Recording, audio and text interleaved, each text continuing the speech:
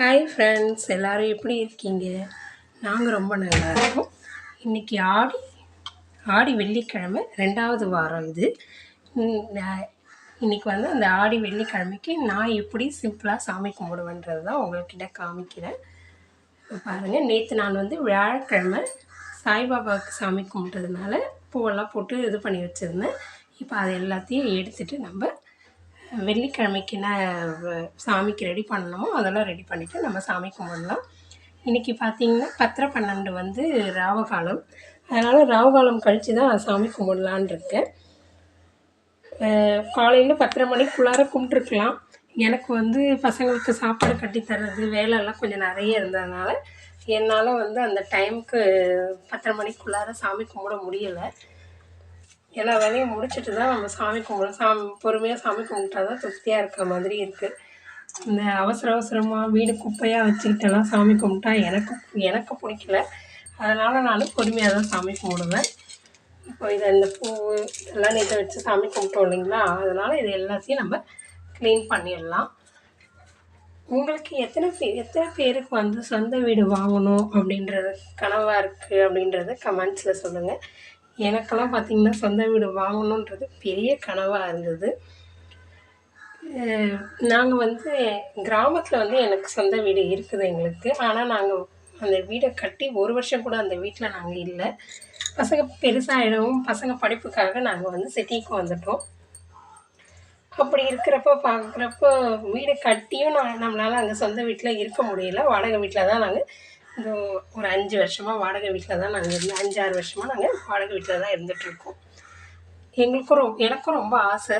எந்த கோவிலுக்கு போனாலும் நானும் சாமிக்கிட்ட எல்லோரும் வேண்டிக்கிற மாதிரி தான் நானும் வேண்டிக்குவேன். சீக்கிரமாக சொந்த வீடு வாங்கணும் அப்படின்னு சொல்லிட்டு.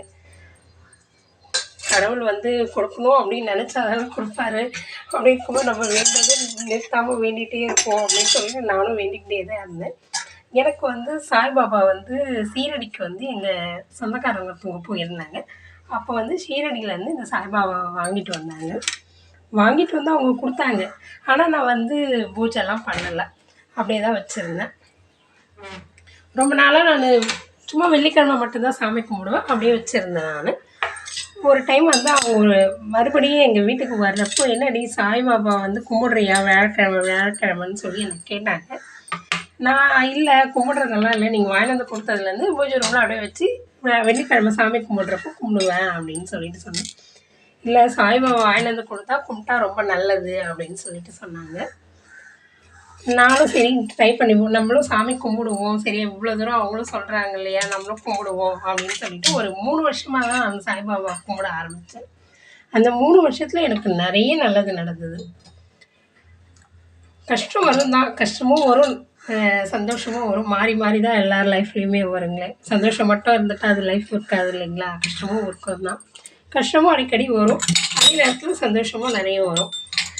இந்த சாய்பாபா வந்து சரி நம்ம கும்பிட்டு தான் பார்ப்போமே அப்படின்னு சொல்லிட்டு நான் வியாழக்கிழமை சாய்பாபா என்னால் முடிஞ்சது நான் பூஜை சாமான்லாம் விளக்கிட்டு வீடெல்லாம் தொடச்சிட்டு சாய்பாபாவுக்கு நெய்வேத்தியம் சொல்லி பார்த்திங்கன்னா நான் பெருசாக எதுவும் செய்ய மாட்டேன். வீட்டில் என்ன இருக்கோ அதை வச்சு செஞ்சுருவேன்.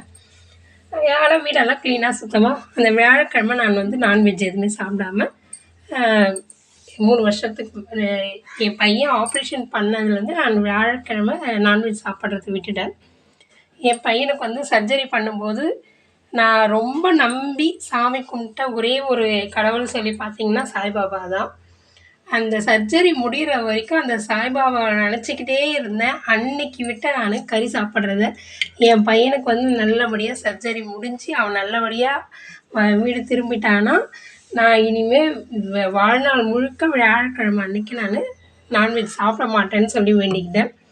அதே மாதிரி என் பையனுக்கு ஆப்ரேஷன் நல்லபடியாக முடிஞ்சதும் அதிலிருந்து நான் நான்வெஜ் சாப்பிட்றத விட்டுட்டேன். நம்ம நம்பிக்கையாக ஒரு விஷயத்தை செய்கிறப்ப கண்டிப்பாக கடவுள் நமக்கு அதனுடைய பலனை கண்டிப்பாக கொடுப்பாருன்னு சொல்லுவாங்க. நானும் ரொம்ப நம்பிக்கையாக அந்த சாய்பாபா கிட்டே வேண்டிக்கிட்டேன், என் பையனுக்கு நல்லா ஆகணும் அப்படின்னு சொல்லிட்டு. அதே மாதிரி இந்த சாய்பாபா சிலை வந்துட்ட பிறகு நிறைய நாள் நான் சாமி கும்பிடாமல் அப்படியே வெள்ளிக்கிழமை மட்டும்தான் கும்பிடுற மாதிரி வச்சுட்டு இருந்தேன். நான் அவங்க சொன்ன பிறகு சரி கும்பிட்டு தான் பார்க்கலாமே அப்படின்னு சொல்லிட்டு சரி கும்பிடுறேன் அப்படின்னு சொல்லிட்டு நானும் கும்பிட ஆரம்பித்தேன். இந்த 3 வருஷமாக தான் நான் கும்பிட்றேன். இந்த 3 வருஷத்தில் பார்த்திங்கன்னா எனக்கு நிறைய நல்லது நடந்திருக்குது. ரொம்ப நாளாக நான் சிட்டியில் ஒரு வீடு வாங்கணும் அப்படின்னு நினச்சிட்டு இருந்தேன். அது சாய்பாபாவுக்கு வாரம் நான் சாமி கும்பிடும்போதெல்லாம் சாய்பாபா கிட்ட கேட்பேன் நான், சாமி எனக்கு எப்படியாச்சும் ஒரு நல்லபடியாக ஒரு வீடு இங்கே வாங்கணும் அப்படின்னு சொல்லிட்டு. அதே மாதிரி எனக்கு சாய்பாபாவும் நிறைவேற்றி வச்சார்.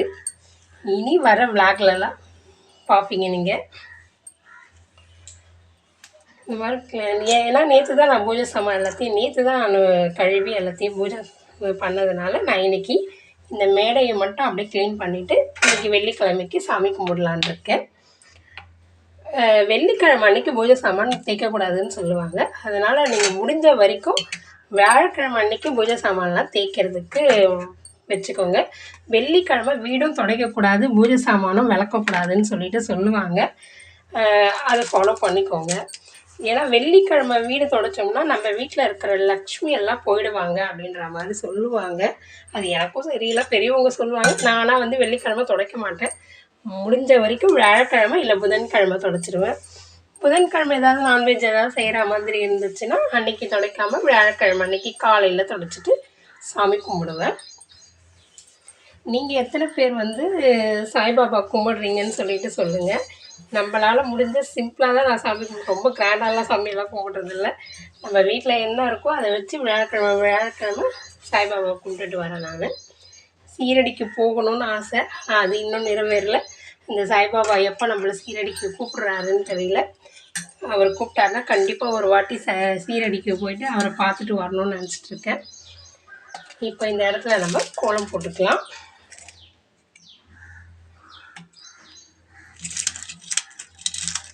இந்த திங்ஸ் எல்லாத்தையும் எடுத்து நான் கீழே வச்சிடுறேன்.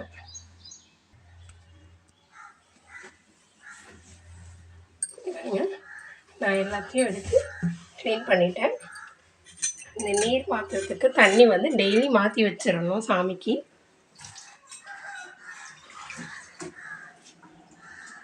மாற்றி வச்சிடலாம்.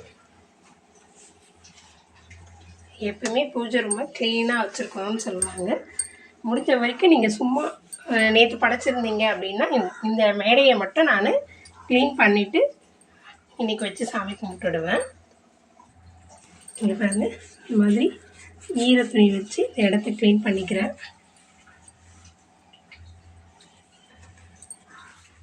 ஃபுல்லாக க்ளீன் பண்ணிவிட்டு நம்ம ஒரு கோலம் போட்டுக்கலாம். சும்மா சிம்பிளாக ஒரு கோலம் போட்டுக்கலாம்.